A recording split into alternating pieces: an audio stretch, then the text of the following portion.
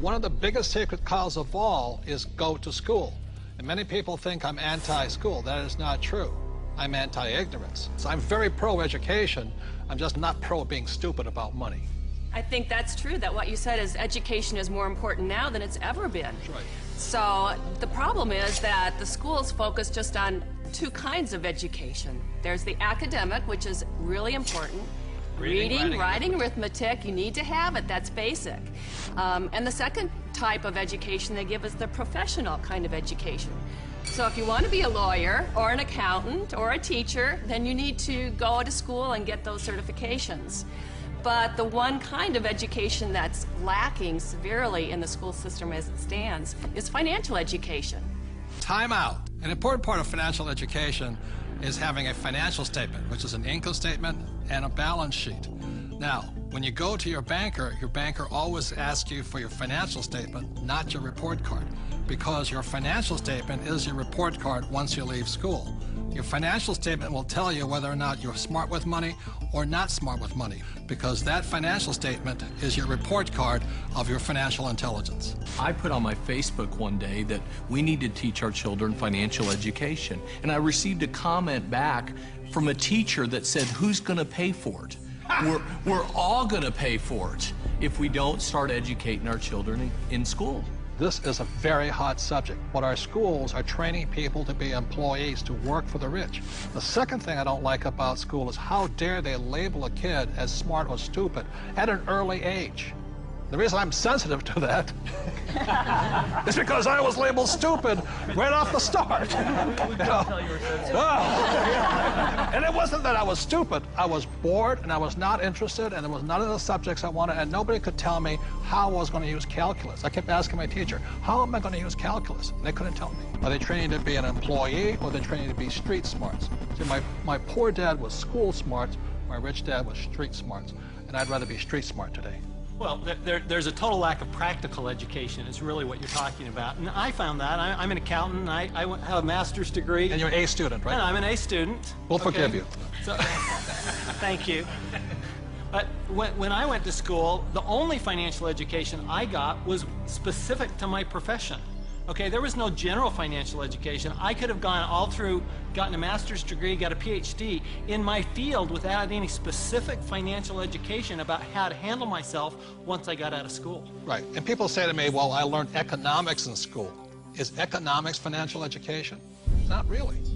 You know, it's not about investing, it's not about the laws, it's not about taxes, it's not about history. Well, Robert, as a lawyer, I see all sorts of people walk through the door. And some are highly educated, and some have no education at all, but like you said, they're street smart. And the first time I saw this type of client, I thought, wow, he's doing pretty well. He didn't go to college, but he's got all this real estate. And then there's a pattern that develops where you see a lot of people who never went to college, but are street smart and have done very well. I can just say, I was talking to a woman the other day, she's a just as you're saying, highly successful doctor. Very, very successful. Medical doctor, very smart in so many ways, but when we were talking, she finally looked at me and she said, oh my God, she goes, I have not a clue about my money. She's 45 years old, not a clue. And you think that because they're successful, they know something about money. But so many people don't, because so many of us haven't had the education. School puts us in a culture of dependence. We depend on three things. We depend on a corporation to take care of us, or we depend on government to take care of us. And the scary one, I think, is we depend on institutions. You know, the people we run our 401ks to take care of us. Stock market. And we put ourselves, we rob ourselves of the independence to think freely as entrepreneurs or investors, and we just become dependent on those three entities. And it's brutal. And Mr. Maloney, you never finished school, did you? No. I failed school, but more than that, school failed me. I was dyslexic. They didn't know what it was back then, but basically, I was just like you, bored stiff. I got put in all the remedial classes, so I was in with the dumb kids, basically. They weren't teaching me anything I wanted to learn or anything that I would ever use in my lifetime. And the reason I bring up Michael, most people agree he's probably the smartest guy on this team. And the problem was, again, was Nita says, there's three kinds of education. There's academic, reading, writing, arithmetic. There's professional, become a doctor, a lawyer, in my case, a pilot. And number three is financial. But Michael was put back because of academics, because you can't read, right? Right. So how did you learn how to read? Oh, well, Apple came out with OS 10 at the beginning of the last decade, and you can just select text and hit a button and the computer reads to you. Most people don't know it's built into the operating system. But more, I developed a passion for global finance and economics, and monetary history especially. And passion drives you. Now we can't shut him up anymore. So I'm going to blame Apple for that. School's a solo game. I didn't do well in school. I did very well in sports. And in sports, you learn to compete. You learn to deal with pressure, teams, goals. And school is more so individually. I'm competing against everybody, and teamwork is cheating in school. Some of us cheated better than others. And I'll just say last thing about school and money, which is a sacred cow. One of the things that really upsets me about schools and money is this. In America, schools are based upon real estate tax. In other words, if you come from a rich neighborhood, the real estate tax pays for better schools. If you're from a poor neighborhood, you get less money. So anytime somebody tells me schooling is about being fair, that is, when I look at the numbers side of it, is if you're poor, you're getting the worst possible education. And to me, that is cruelty.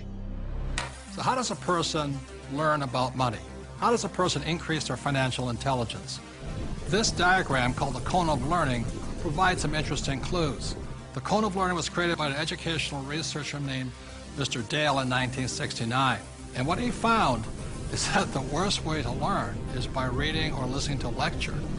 And the best way to learn is at the top, which is simulations or games, and then doing the real thing.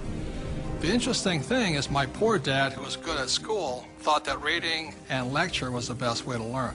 My rich dad taught me to be a rich man at the top of the cone. He taught me using the game Monopoly.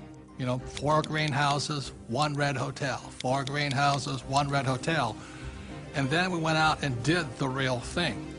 So one of the ways, if you want to learn without much risk, is by simulations, play games. The reason my wife and I created the cash flow game was so that you could play and learn physically, mentally, emotionally, but make a lot of mistakes with playing money. So how many people in this room have made financial mistakes? You know, the only thing we were ever taught was maybe how to balance a checkbook, how to have a savings account, those basics. Financial education is like learning another language. Yeah. You know, when you learn real estate, it's a different language than stocks. It's a different than entrepreneurship or commodities, oil or gold.